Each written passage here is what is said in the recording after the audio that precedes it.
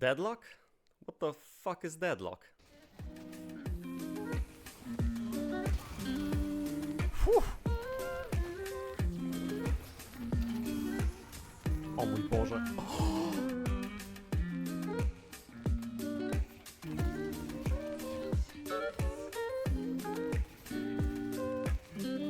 Yes! They're coming! I got you! Survive!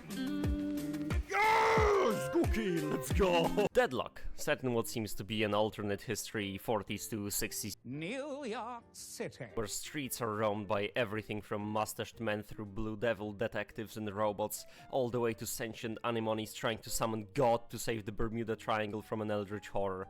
And yes, this is what Viscous is, we'll get to that, this is an actual character lore. Oh, and you have the king, of course, you have Elvis, can't forget about Elvis. And I'm gonna be honest, as somebody who absolutely hates League and Dota, and the only MOBA I've ever loved has been brutally taken from me by Bobby the Devil Kotick, I've been waiting for a long time for some game to finally introduce a bit of chaos into this genre.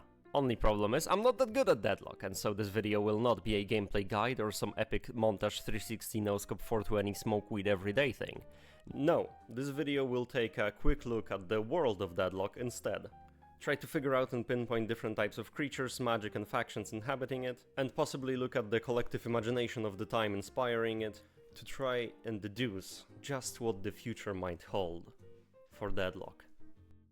So, we do not know what year exactly Deadlock is set in, however what we do know is that an event called the Maelstrom.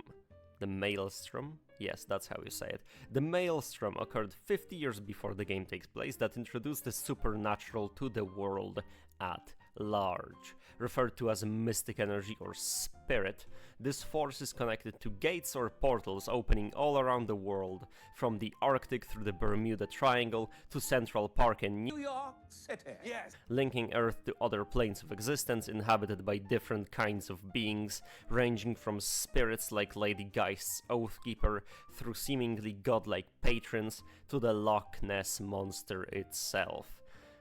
God, I hope there is something with the Loch Ness Monster being added later, that would be so funny. And well, the governments were quick to respond, creating rules and laws partaking to the supernatural, ensuring that this new force could be used safely to benefit humanity, while limiting its darker aspects. The Occult and Investigation Commission was created in order to keep the US safe from the sinister forces beyond the capabilities of standard law enforcement.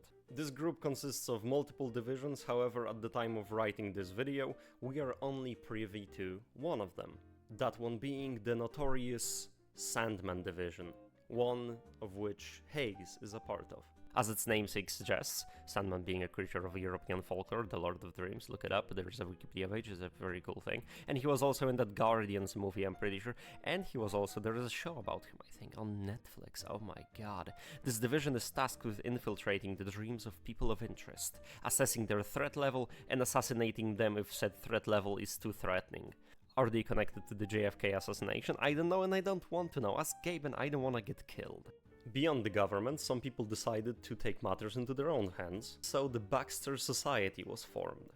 Grey Talon being one of its founding fathers and Shiv being among its members. The Baxter Society is an international order of monster hunters, making sure that direct threats to humanity coming from other planes are swiftly and quickly and brutally dealt with. What are you doing? Killing monsters. However, my dear viewer, as the lore entry for Warden states, the power of spirit has existed in the world of Deadlock long before the Maelstrom. Vindicta, for example, was one of the victims of Magistrate John Hathorne, one of those, during the infamous Salem witch trials in the year of our Lord 1692. And since during the Maelstrom she rose from the dead to hunt down the descendants of her oppressor, now brandishing themselves as the friends of humanity, it is safe to assume that both she and her sisters were in fact real witches, siphoning some spirit force from one of the outer planes.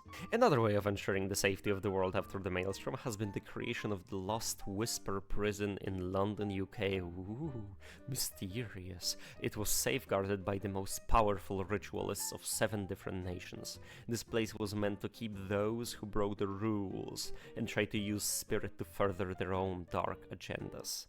One of those men was Seven, our favorite never-ending ult user who seems to have ulted during his own execution, killing all of his captors and escaping the Lost Whisper, heading now for, you guessed it, New York City. corporate world. Seeking profit above all, took interest in the Maelstrom as well, looking at it as if it were a piggy bank with no bottom like Valve looks at CSGO, like Riot looks like League of Legends. The Fairfax Industries company, led by the family of Pocket, hired a young engineer named McGuinness, who at the age of 15 designed a machine able to refine the souls of the dead, which is how I believe her Heavy Barrage ultimate works. Now, in a world such as this, inspired by the mid-century USA, there of course must be criminals, empowered by the mystical forces. And so there are. From the notorious Thieves Guild, known only as Paradox, interested in gathering of artifacts, state secrets and information, through the simple gangsters and gangoons of New York's streets, such as Wraith and her yet-to-be-revealed organization, to monsters of unknown origin like the members of a criminal group known as Tunnel Rats, Mo and Krill, living their best life in the underground, partaking in black market trade and commerce, and also a little bit of smuggling. Also, Jacob Lash, who's an asshole, and I do not understand how to play him. Like, what are you? What are you supposed to be? There's no damage, there's low sustain, there's high mobility. What am I supposed to do with this? And so we have witches, ghosts, demons, imps, gods, gargoyles, monsters, and psychic sea anemonies fighting off eldritch horrors by creating a goo body and attempting to summon God. Many factions, different types of magic, most likely drawn from different planes of existence, but what does the future hold for Deadlock? There are at least 8 gates around the world. That could possibly mean 8 different planes with their own types of spirit bleeding into ours. So far, counting pure magic, not technology, we have Blue Spirit connected to Abrams' Dome, Purple Spirit, wielded by Wraith, giving her telekinetic abilities like she's Gambit, I've been waiting for this. Woo, I'm about to make a name for myself here.